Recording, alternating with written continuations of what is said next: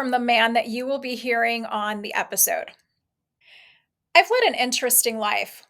I have a habit of speaking my mind, which doesn't normally lead to happy employers. So, aside from a few years when I proved I was essentially unemployable, I've been starting and running companies since I was around 18. I didn't complete college. I was too smart, in quotes, to learn. Yet I've created 4 companies, traveled to dozens of countries, and spoken on the largest of stages. The underpinning of my successes is that I believed from a young age that I was blessed. I suspect that we all are, and the only differentiator is those who believe and those who don't. I am also cursed. Specifically, I ask, why all the time? Why did this person do this? Why did the UK light up highways on the day that it did? Why are there this many tiles in my bathroom? Seriously, I can obsess over anything I don't understand. I'm still working on this constant need to question everything. In the interim, it means I have consciously observed and intentionally processed thousands of events, so I have seen the patterns play out again and again. With an understanding of patterns, one can define lessons and rules. Do you want to know what to do when discovering those whys? Do you want to understand when that benefits you? If yes, I assume at some point in the past, like me, you took the red pill, not the blue pill. My eyes are open, and I want more. I want to serve and have an impact. I want to see a world where we eradicate child sex slavery. I want a world where my children will be safe and flourishing, and where strangers are kind to them.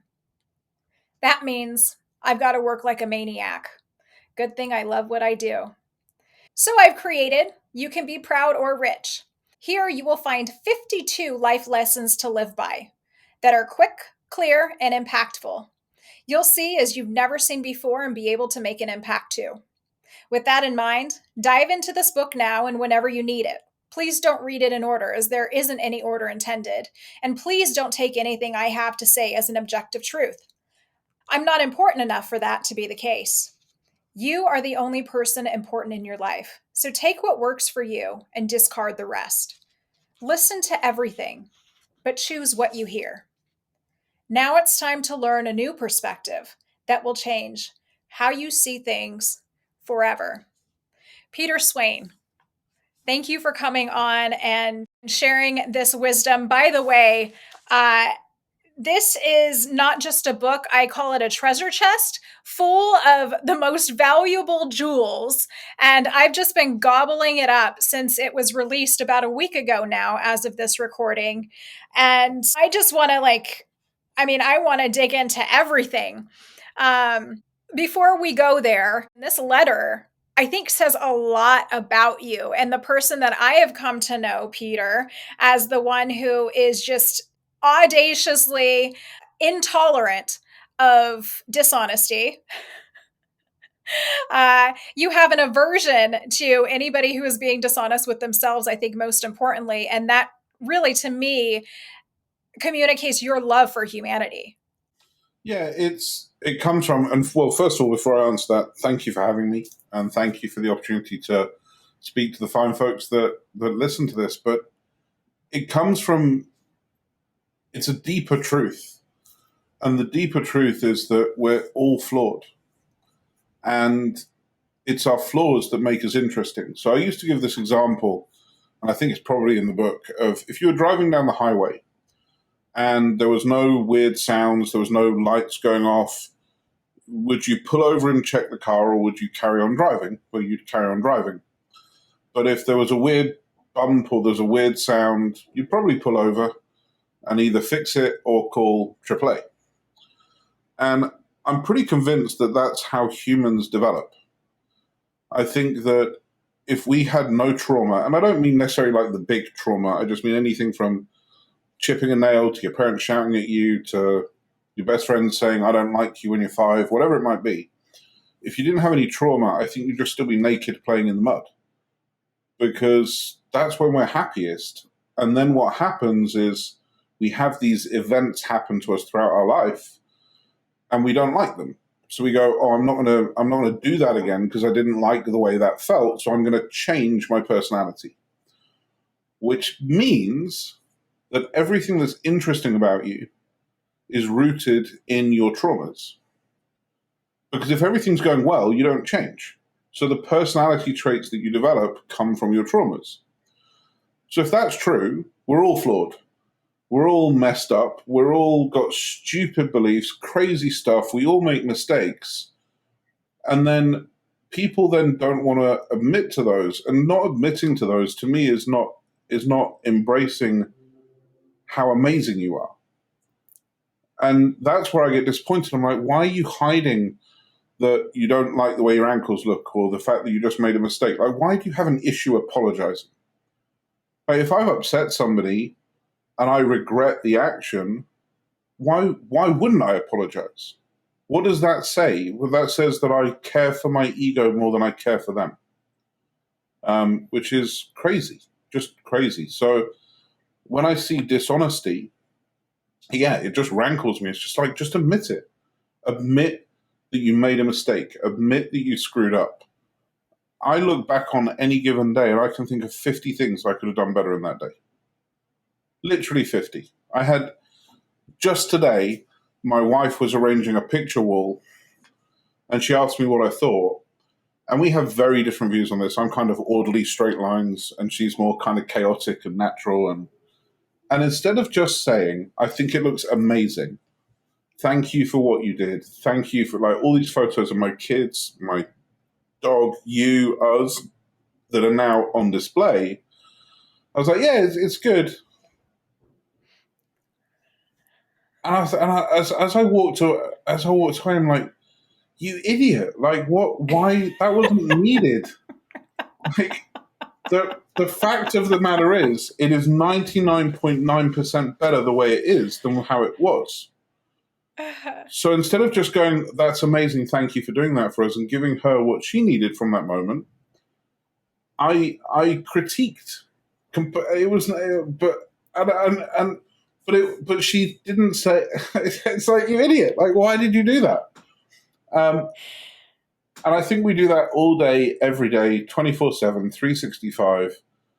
We make mistakes, we screw things up, and then instead of just owning it, we walk away from it. And the thing that we love about another human being is the essence of them, which includes what you did wrong and what you did right. That's who you love. You don't love somebody in spite of their flaws. You actually love somebody because of their flaws. Right. And yeah. Well, there is something that is said for those who are dating newly. And it's like, you got to be careful about the things that you love and celebrate about somebody, because those are going to be the things that just really get on your last nerve after years. Very, very true. Right. Oh dear. I wish my wife would still sing.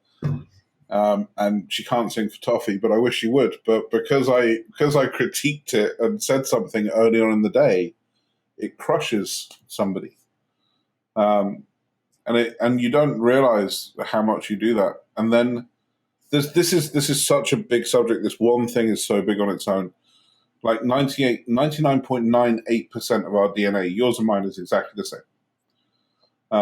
And yet we celebrate the 0.02% that's different. We celebrate the black versus white, male versus female, and we live in that space. But when you look at actually the difference in DNA, it's like it's a point of a percent. Instead of celebrating the 99.9, the things that we are together, we celebrate this 0.02% and we criticize the 0.02 and we live in the 0.02. And if I can make that many mistakes, then how can I be that upset with people when they make a mistake? Right. Yeah. So, Peter, when did you first recognize that you were flawed and learn to embrace that for yourself?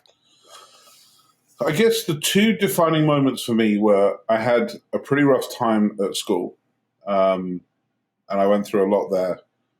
And fortunately, and I still don't know how this occurred, but I wish I could know because I could think it could help people. But I was never a victim.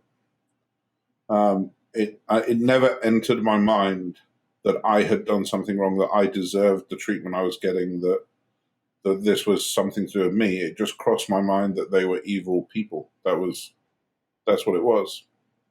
And I was also able to disassociate from the pain of it, um, and just see it as pain. And that came from this weird guy who was a friend of mine, was studied like was he got taught by in a Buddhist monastery and was taught to disassociate pain, because if you ask like 100 people like what is pain, well, the only true answer is it's an electrical impulse through your nervous system that your brain translates to mean something.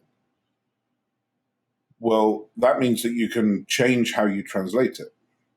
You can choose that pain is something else. It's not easy to do, but it is a known thing that's done in some Eastern philosophies of how to retrain your brain so you feel pain differently. So the first thing, that the kind of formative of everything, was this experience at school. But then it was running my own business. And the first business I ran, the first year was like terrible, because I was literally 17 employing 40-year-olds, and I was in awe of them. And then there was this one guy. I can't Wait, remember. you were 17 employing 40-year-olds? Yeah. How? Well, we ran the web business. So we went to the Middle East. So I built Yelp in the UK. I built the UK version of Yelp. I was getting paid $15,000 a year, £15,000 a year, and I asked for a pay rise to 18, and they said no. So I quit, which seemed like the natural thing. I'm like, I just built the Yellow Pages, and after that we worked for Ziff Davis, and we put the first CD-ROMs on the front of magazines. We did about 12 projects of that level and scope and size. We worked for the Euros, we worked for the Olympics, and I was the guy. I was like one of 500 people in the world that knew how the web worked. And this was when? Mid-90s. Windows 95 hadn't been released, and Windows 95 was released in 95, so it was 94, 95. Wow. And yeah, they wouldn't give me a pay rise to 18. This is Yelp. Yeah, well, just to be clear. It was yell.co.uk, which was the UK version of Yelp, and the code then got sold to Yelp. So by proxy, yeah, it was Yelp. So we built Got Yelp. it. And they wouldn't give me a pay rise, so I quit and I went back home to Dubai, where I'd been brought up, and so got $200,000 of funding from some business partners and set up a web company out there. So we were the first web company in the Middle East. So across the whole of the Middle East, we were the first company selling websites. It was quite funny, because I'd walk in and say, "You need a website," and people would say, "What's that?" I'm like, "Oh dear, okay, this is going to be interesting." But I was so passionate about it, and I believed in it so much that we kind of got it through. So yeah, we ended up with 28 people working for us, anywhere from 18 to 40. I think the oldest guy was about 44. And it was about a year in when this guy said, "You can't tell me what to do. You're just a kid." And I said, I just remember just losing my temper and just saying, "Yeah, but I'm a kid that pays you. And actually, to be more specific, I'm a kid that just fired you." Mm. And he went, "I beg your pardon?" I said, "I just enjoy that conversation with your wife. Because, in quotes, just a kid, just fired your ass. Get out." Ooh. And I could have dealt with the situation with him better, but for sure. But it was a transformative moment of what I understood then was that leadership is an ownership of the same word. Like, you could just reference them in the dictionary. A leader is someone that just takes complete and absolute ownership of everything. This is my problem. This is my responsibility, and I'm gonna make it happen. And whether it's their problem or not, leadership and ownership are the same thing. And what is required in a space of leadership is certainty. You do not have the right as a leader to share your problems with your employees. It's not fair. They didn't come to a salaried role to worry or be fearful. They came to a salaried role to get paid. and they will believe in your vision, and they'll love on what you do, and they'll follow you to the end. But if you're looking and staring down the barrel of, I don't know if I can make my payroll, you don't have a right to share that. Because if there's nothing they can do about the end impact, then they may as well not worry up until the point where it becomes real. So you have to drive with absolute certainty through the whole thing. And this is a very long answer to your question, but what I'm driving at is that whether you're right or wrong doesn't matter. You never know until the thing is done whether you're right or wrong. You can't know. You can't know in any situation whether that was the right thing to do or the wrong thing to do. You can believe it, but you can't know. You can only know once you finish and look back and go, yeah, that was the right thing to do. So if you don't know what's right or wrong, and it doesn't really matter what's right or wrong, then why does it matter if you're right or wrong? Just do, just go, just be, and be in alignment. Do the things that you feel are right. And there's a philosopher or a thinker called Buckminster Fuller that talks about the processional effect.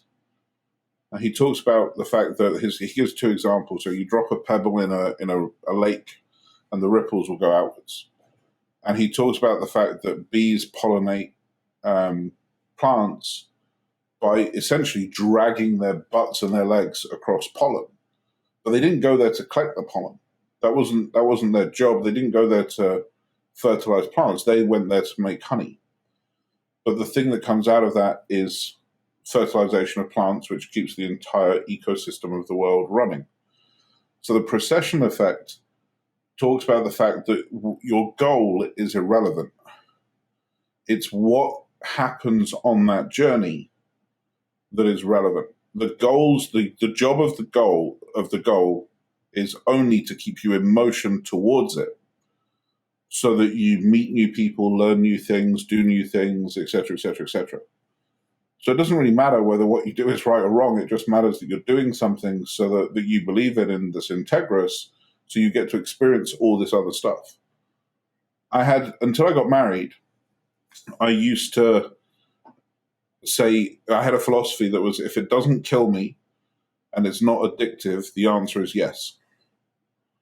And people used to say, would you like to? And I would say yes. And they go, but you don't even know what it is yet. I'm like, it's not important. The thing isn't important.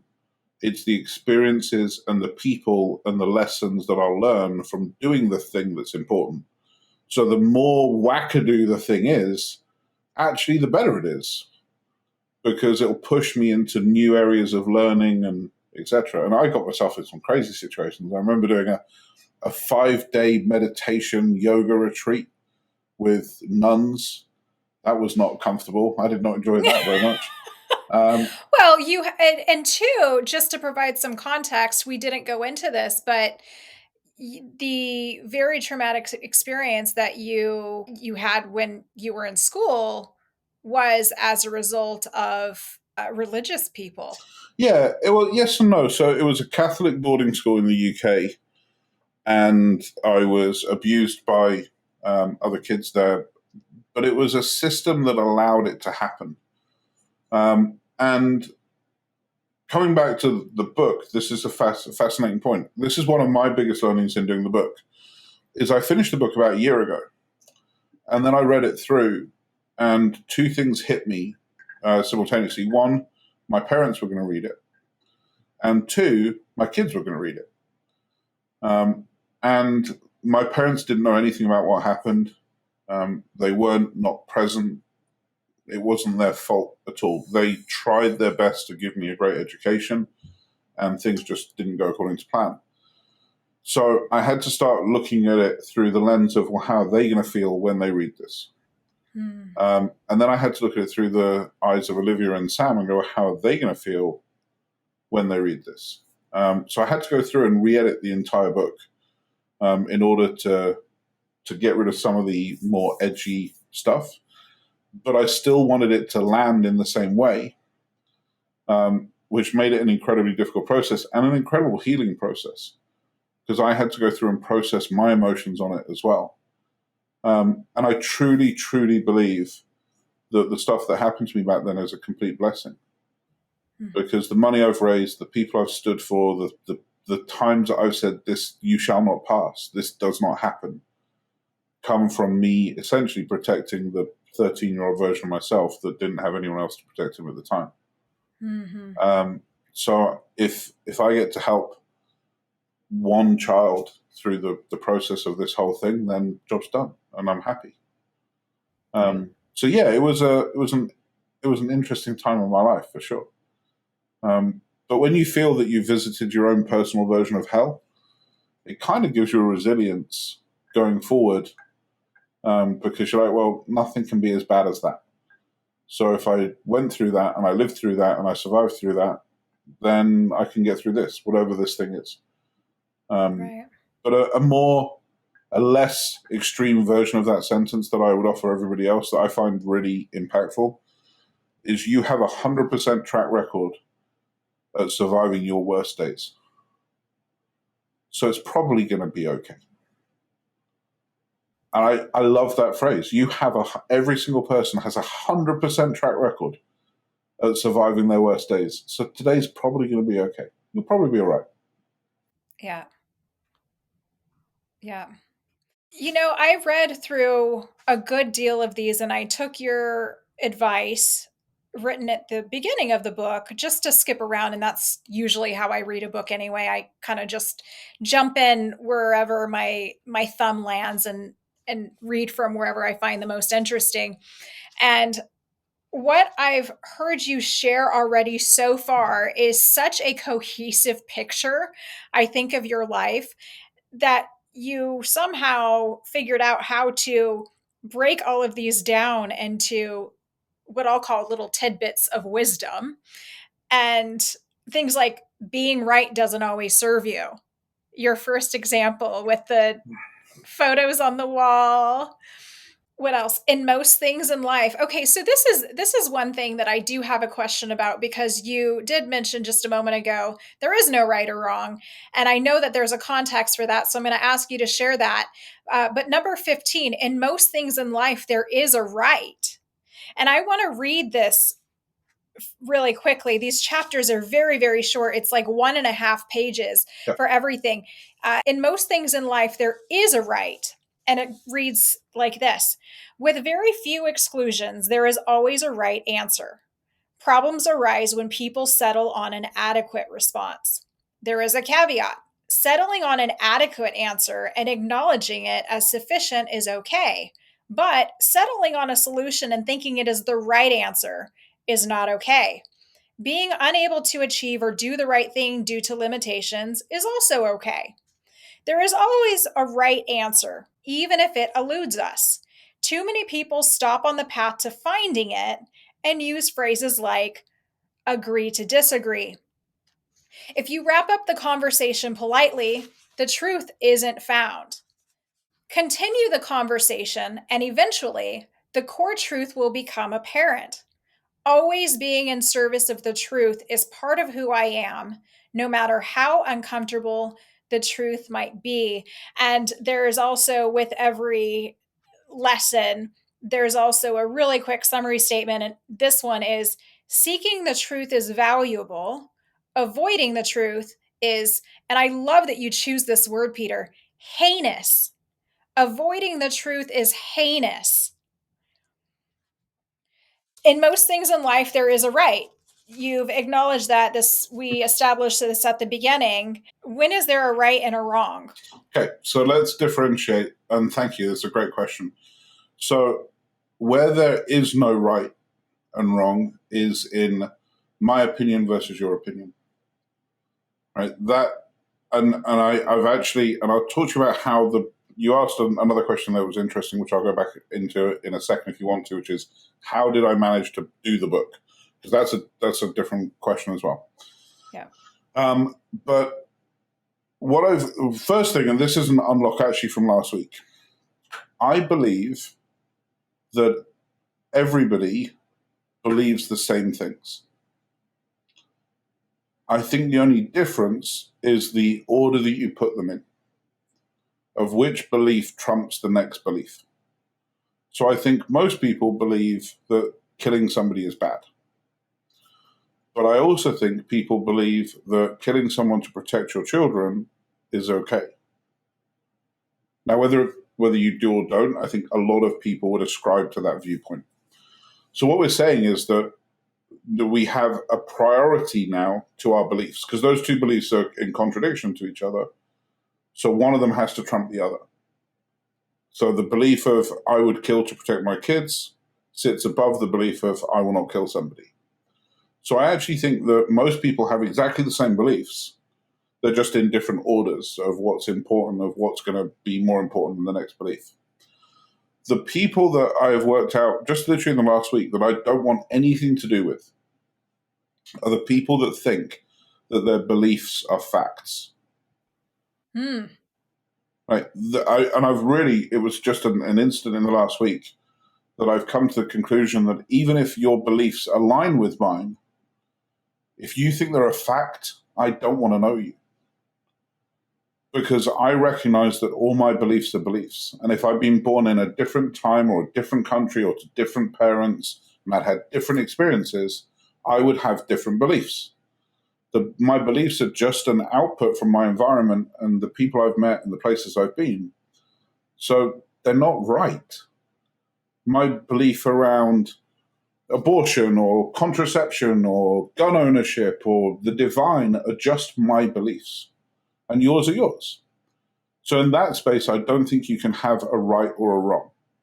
I think you have to acknowledge that they're your beliefs and they matter to you and they're important to you, but that doesn't mean somebody else has to agree with you.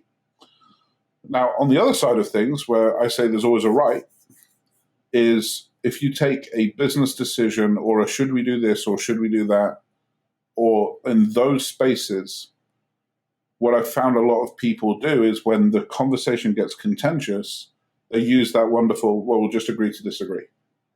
Right. What is the value in agreeing to disagree? Like, it doesn't make any sense. If it was important enough to have the conversation, find a way to have the conversation and continue to have the conversation until you can reach a point where you agree.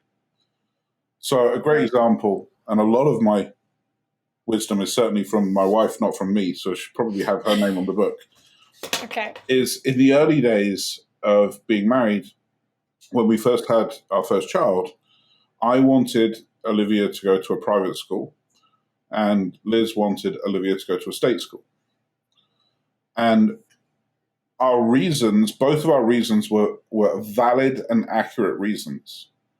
Her reasons were that she didn't want the kids to go to school from 9 to 6 because we actually like them and we want to spend time with them, which is a good reason. 9 to 6 p.m. or nine AM to to six PM. hours during the day. Yeah, you All could right. in private school in the UK. There's like an 8 hour. It's like a work day. Wow. So you don't get to see your kids. Right? They're kind of gone for a long time. And Hmm. also, she didn't want our kids to grow up entitled. She didn't want Hmm. them to think that they were any more special than anyone else. Two really good reasons. My reasons were one, as a general rule, sadly, where you deploy money, you get a better level of service. And I wanted our kids to have as good an education as they could, number one. But number two, just as importantly, I wanted to mix with parents that were at a similar social level than us. And that sounds horrifically degrading. I don't mean that to sound negative. I want to work with other business owners and attorneys, etc. Um, and a state school doesn't offer that. Right.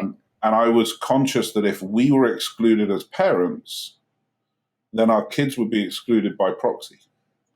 They wouldn't be invited to the birthday parties and the meetups, etc. If the parents don't like me, then they're not going to invite us, our daughter, because of me, not necessarily because of her. So it's kind of like a built-in safeguard. You get the benefit of giving your children a head start with a great education by investing in your children's school, while investing your return is also the networking, the relationships that could potentially come as a result of that. And your children make sure that they're getting the best of their deal. If dad behaves well, if dad behaves Happy. well, then everybody's happy. as a holistic picture, the perspective that you're coming from isn't just you want your kids to get a good education. You're Actually, coming from a place of I actually don't I even want a care if they whole get. experience. I don't even care if they're going to get a good education. Because I think with the advent of I don't think that you can teach kids anything that they're actually going to need to know. Yeah. I think the world is moving too fast for you to plan a curriculum for a 6-year-old. Like how you like the world is changed on its head in the world of AI in the last 3-4 months, and it's going to continue at that kind of pace. How are you supposed to teach Sam, my 6-year-old, what he's going to need to know when he's 20? That's Yeah. absurd. Yeah. But I do want them to be kind, charismatic, compassionate, and have common sense. Mm-hmm. If they live out their life on a beach and they're happy and fulfilled and genuinely happy and fulfilled, not just tapping out from the world, I'm great. That'll do me. So when I say a good education, what I mean is an environment that's going to foster them and bring forward the things that they find passionate about and give them spaces to explore it and challenge them in spaces they're not necessarily comfortable, but challenge of just a little bit ahead, not all the way ahead. I would say a better way to say it is actually the end of the book. And at the end of the book, what I refer to is that we all have different opinions on the divine, on what happens next after this life that we lead here. But I think we all, pretty much all of us, agree that this go round is a one shot deal. Like Holly is going to exist once in this body, in this shape, in this form. I'm going to exist once. So it seems crazy to not be intentional with what you're going to do and build in that life. It just seems abjectly insane to not lead an intentional life.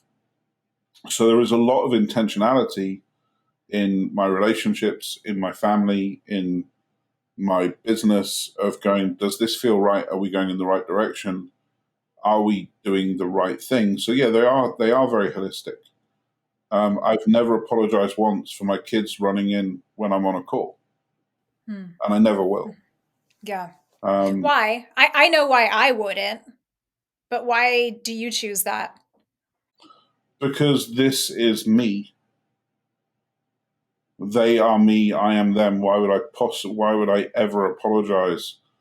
I will acknowledge and apologize for the interruption. I'll apologize for just as I would if I sneezed while somebody was talking.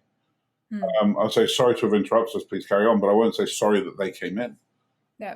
Because I work from home. That's what it is. And if you don't like that, then you need to find somebody else to work with. And that came from my dad. My dad used to take me to business meetings when I was as young as 12. And I mean, like, actually in office, proper meetings. And I remember somebody turning around to him once and saying that he didn't feel it was appropriate that I was there. It was a 9-figure deal. So pretty important people, pretty big people. And my dad stood up and said, "We're done here. Thanks for your time." And didn't even give them the opportunity to apologize, to say something. He just went, "We're done. Thanks for your time," and walked out. I'm like, "But Dad, like, there was a lot of money." He's like, "Yeah, and you're my son." Wow. And there was no second thought from him to just go, "No, we're done." So it was a pretty cool. That was a pretty cool experience. I remember the hotel it was at. I remember the dinner it was at. I remember what they were talking about, because it was a great education just sitting and listening to them and hearing the way they talked about money and projects and tasks and everything else. It was fantastic. And then this one guy turned around and said, "Sorry, I don't think it's appropriate. Your son's here." And my dad went, "Thanks very much. We're done," and just stood up. How did you feel when you're walking next to your dad as he just shut this door? Do you remember how that felt? For really confusing was number one. But number two was that I knew he had my back.